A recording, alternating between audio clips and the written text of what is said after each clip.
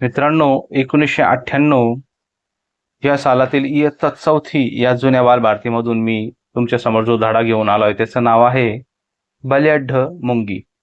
बल्याढ्य या शब्दाचा अर्थ आहे ताकदवान, बलवान, शक्तिशाली.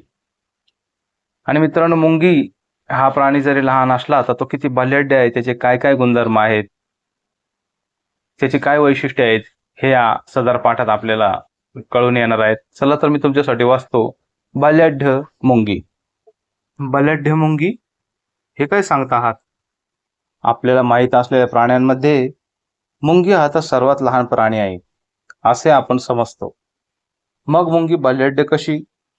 एक एक मुंगी कोणी सहज चिरडून टाकेल असे तुम्ही म्हणता. हो, तसे असले तरी मुंगी हा बल्याढ्य प्राणी आहे. मुंगीचे बळ तिच्या संघटनेत आहे. मुंगी हा संघटना करून सामुदायिक जीवन जगणारा प्राणी आहे. मुंग्यांच्या संघटनेचे बळ एवढे मोठे असते की मोठमोठे प्राणी त्यांना घाबरून दूर पळतात.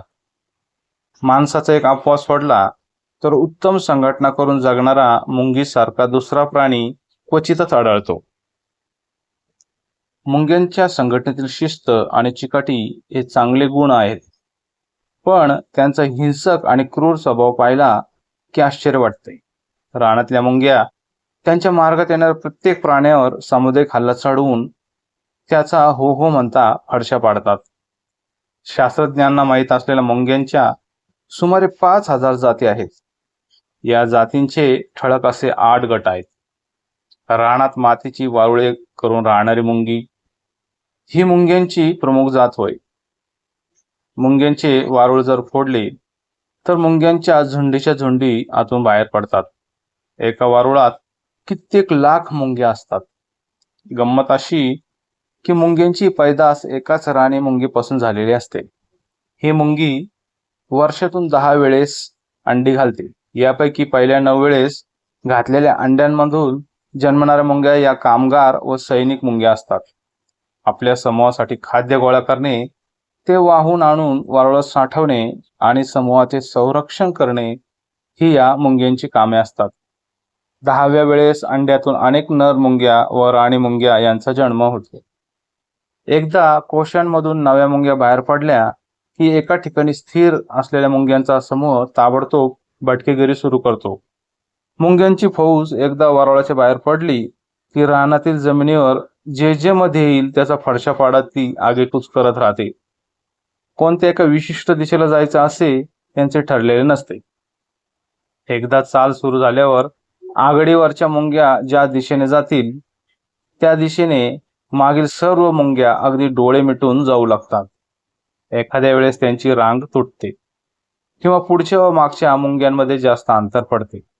मुंग्यांच्या अंगाला एक प्रकारचा वास असतो. या वासाचा माग काढत मुंग्या जात राहतात. त्यामुळे रांग तुटली तरी शेवटी त्या एके ठिकाणी येतात. मुंग्यांची फौज येत आहे असे पाहिल्यावर रानातील प्राणी वर्गात घबराट उडते. ज्यांना उडता येते ती पाखरे, फुलपाखरे यासारखे प्राणी झटपट हवेत उडून सुरक्षित ठिकाणी जातात. उड्या मारणारे गवती किड्यांसारखे प्राणी आगेकूच करणाऱ्या मुंग्यांच्या दळापुढे सैरा वैऱ्या उड्या मारत पळत सुटतात. विंचू, कोळी आळ्यांसारखे कमी चपळ असलेले प्राणी मुंग्यांच्या कचाट्यात सापडतात.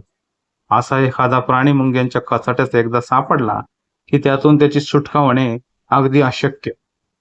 तो प्रतिकार करू लागला किंवा नुसते अंग झटकू लागला तरी मुंग्या अधिकच चवतळतात. त्वेषाने त्याच्यावर एकदम तुटून पडतात. मुंग्यांचे दळ वाटेत सापडणाऱ्या सर्व कृमी कीटकांची अंडी, घरटी वगैरेंचा नाश करत पुढे जात राहते. अशा रीतीने मुंग्यांच्या सैनिकांनी भक्ष्याची एकदा शिकार केली की मागवून येणाऱ्या कामगार मुंग्या ते वारुळात वाहून नेण्याचे काम करतात. लहान सहान प्राण्यांची गोष्ट तर सोडाच, पण सापासारखा मोठा प्राणी सुद्धा मुंग्यांना भयंकर घाबरतो. मुंग्यांचे दळे येत असल्याची नुसती चाहूल लागली तरी साप घाईने दूर निघून जातो. जर जखमी झालेला साप मुंग्यांच्या तावडीत सापडला तर मरण्याखेरीज त्याला दुसरी गतीच नसते. मुंगी हा असा हिंस्र व बलाढ्य प्राणी आहे, पण तिची शक्ती त्यांच्या समूहाच्या शिस्तशीर संघटनेत आहे. तर मित्रांनो, कसा वाटला धडा कमेंट सेक्शन मध्ये जरूर कळवा. धन्यवाद.